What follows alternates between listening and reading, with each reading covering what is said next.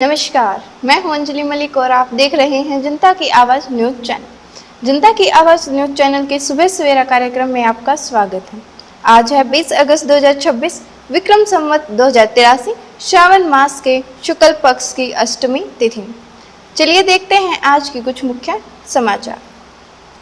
दिल्ली उच्च न्यायालय ने दिल्ली लक्ष्मी योजना के तहत वित्तीय सहायता प्राप्त करने के लिए स्थानीय सांसद या विधायक की सिफारिश या समर्थन अनिवार्य करने के सरकार के फैसले पर सवाल उठाया है।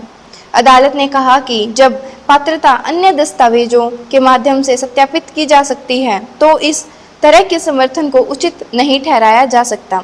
याचिका में यह तर्क दिया गया है कि यह प्रावधान सांसदों और विधायकों को कल्याणकारी लाभों पर अनियंत्रित विवेक प्रदान करता है। जश्न-ए-अदब अपने 15 वर्ष पूरे होने पर 4 दिवसीय समारोह आयोजित कर रहा है। संस्थापक कुंवर रंजीत चौहान ने बताया कि इस संगठन की स्थापना 2012 में भारतीय भाषाओं, कला और संस्कृति को मंच पर लाने के लिए की गई थी। मुख्यमंत्री रेखा गुप्ता और उपराज्यपाल ने दिल्ली विश्वविद्यालय के मार्गों पर चलने वाली बसों सहित 56 महिलाओं की विशेष बसों को हरी झंडी दी है। इसके साथ ही उन्होंने 200 नई इलेक्ट्रिक बसों को भी हरी झंडी दिखाई है और राजघाट डिपो 1 पर एक इलेक्ट्रिक वाहन चार्जिंग स्टेशन भी उद्घाटन किया है। महाराष्ट्र सरकार ने ऑटो और टैक्सी चालकों के लिए मराठी भाषा का कार्य साधक ज्ञान होना अनिवार्य कर दिया गया है।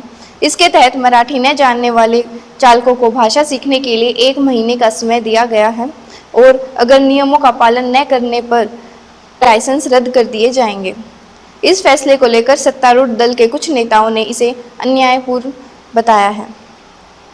केंद्र सरकार ने सुप्रीम कोर्ट को सूचित किया कि पश्चिम बंगाल से बांग्लादेश भेजे गए कुछ बांग्लादेशी व्यक्तियों को वापस भारत में लाया गया है। मुख्य न्यायाधीश सूर्यकांत की अध्यक्षता वाली पीठ ने इस विकास का संज्ञान लेते हुए कलकत्ता उच्च न्यायालय के आदेश के खिलाफ दायर केंद्र की याचिकाओं को निपटारा किया है। अदालत ने यह भी स्पष्ट किया कि चूंकि संबंधित व्यक्ति भारत लौट आए हैं, इसलिए इस मामले में कानून के प्रश्न को खुला रखा गया है।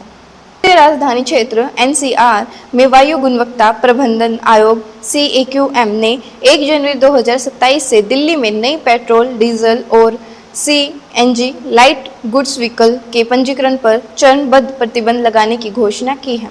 इसके तहत दिल्ली में छोटी LCV के लिए यह प्रतिबंध लागू होगा, जबकि NCR के अन्य जिलों और शहरों में चरणबद्ध तरीके से पेट्रोल, डीजल और CNG से जुड़े प्रतिबंध लागू किए जाएंगे।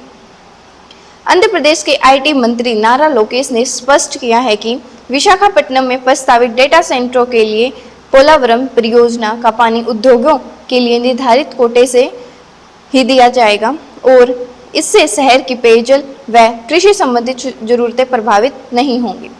उन्होंने लोगों से गलत सूचना पर विश्वास न करने की अपील की और यह भी बताया कि डेटा सेंटरों के पानी की मांग को पूरा करने के लिए मौजूदा शहर बुनियादी ढांचा के पानी को मोड़ने के बजाय समर्पित पाइपलाइन बिछाई जाएंगी। झारखंड सरकार द्वारा 22 भर्ती परीक्षाओं को रद्द करने की अधिसूचना जारी करने के बाद JPSC और JSSC रिफॉर्म मंच ने अपना आंदोलन 2 महीने के लिए स्थगित कर दिया गया। सरकार ने यह कदम अनियमितताओं की शिकायतें और CID की जांच के दौरान सामने आए तथ्यों के आधार पर उठाया है। इसके अलावा राज्य सरकार ने JPSC और JSSC की परीक्षाओं में सुधार के सुझाव देने के लिए 2 महीने के भीतर रिपोर्ट सौंपने वाली एक समिति के गठन की भी घोषणा की है। और कोऑपरेटिव मामलों की मंत्री निर्मला सीतारमण गुरुवार को होने वाली चौथी भारत सिंगापुर मंत्रिस्तरीय ग्लोबल बैठक ISMR में भाग लेने वाले मंत्री स्तरीय प्रतिनिधिमंडल का नेतृत्व करेंगी। इस प्रतिनिधित्व मंडल में विदेश मंत्री S जयशंकर, वाणिज्य और उद्योग मंत्री पीयूष गोयल और इलेक्ट्रॉनिक्स एवं IT राज्य मंत्री जितेंद्र प्रसाद भी शामिल होंगे। अमेरिकी राष्ट्रपति डोनाल्ड ट्रंप ने कनाडाई सामानों पर प्रस्तावित 50% शुल्क को 3 दिनों के लिए रोक दिया है, क्योंकि हफ्तों चली वार्तालापों के बाद दोनों पक्ष व्यापक व्यापार समझौते के करीब पहुंचने दिखाई दे रहे हैं। चीन ने पहली बार अपने अंतरिक्ष कार्यक्रम को आगे बढ़ाते हुए देश के भीतर जमीन पर एक रॉकेट के पहले चरण को सफलतापूर्वक रिकवर कर लिया है। सरकारी समाचार एजेंसी सिन्हुआ के मुताबिक रीयूजेबल रॉकेट जुके-3 की यह लैंडिंग देश के पुनर्चक्रण योग्य रॉकेट तकनीक में एक बहुत बड़ा मील का पत्थर है। धन्यवाद। आज का कार्यक्रम यही समाप्त होता है। जय हिंद, जय भारत।